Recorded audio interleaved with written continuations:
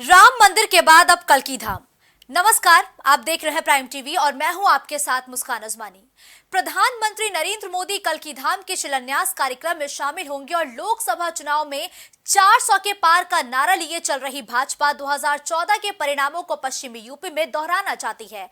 लेकिन क्या जयंत का आना और प्रधानमंत्री नरेंद्र मोदी का कल्की धाम के शिलान्यास में जाना भाजपा की रणनीति को साकार कर पाएगा या नहीं कर पाएगा, देखिए हमारी खास रिपोर्ट में।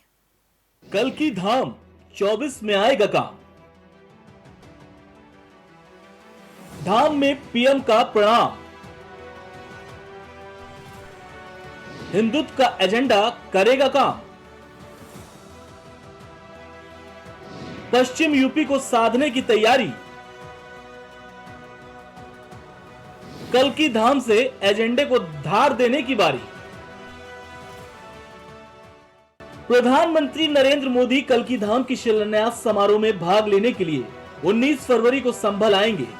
लोकसभा चुनाव से पहले प्रधानमंत्री का संभल दौरा मंडल की सियासत के लिए महत्वपूर्ण साबित हो सकता है।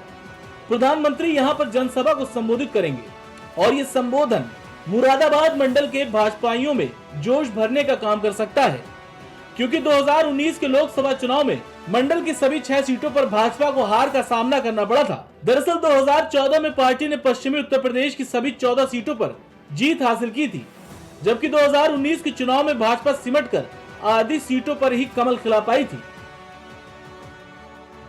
पश्चिमी यूपी भाजपा के लिए कितनी जरूरी है, इस बात का अंदाजा ऐसे लगाया जा सकता है कि चुनाव चाहे कोई भी हो, भाजपा अपने हर एक कार्यक्रम की शुरुआत पश्चिमी यूपी से ही करती है। दरअसल पश्चिम उत्तर प्रदेश में अन्य के साथ मुस्लिम फैक्टर भी हावी रहता है। साल 2014 में सपा बसपा की राहें अलग होने का लाभ भाजपा को मिला था।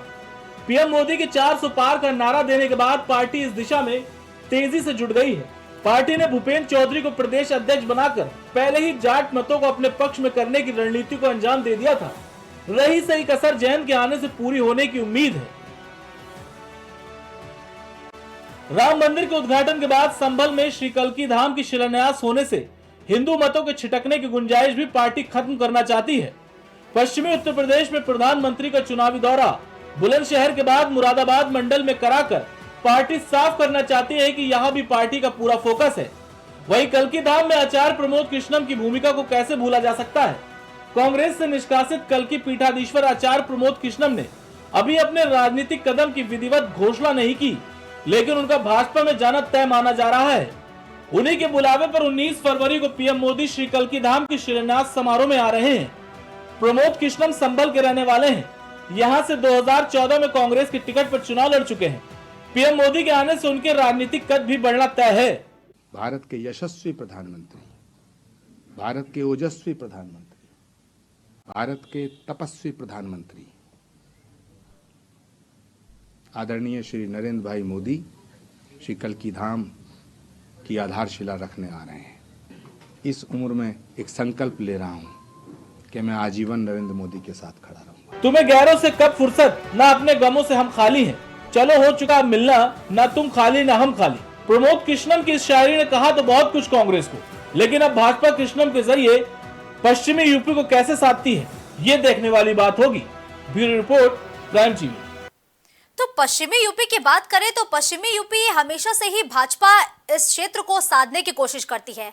अब कल्की धाम के जरिए क्या भारतीय जनता पार्टी 2014 के परिणामों को दोहरा पाती है या फिर नहीं दोहरा पाती है, ये तो देखने वाली बात होगी। लेकिन जब प्रधानमंत्री नरेंद्र मोदी कल्की धाम पहुंचेंगे तो ये साफ तौर पर स्पष्ट है कि हिंदुत्व के एजेंडे को तो धार देने का यहां से काम किया जाएगा, ताकि जो हिंदू वोटर्स हैं वो किसी भी तरीके से भारतीय जनता पार्टी से छिटके ना। हमारी खास पेशकश में फिलहाल के लिए बस इतना ही। देश और दुनिया की तमाम बड़ी खबरों के लिए आप बने रहिए प्राइम टीवी के साथ।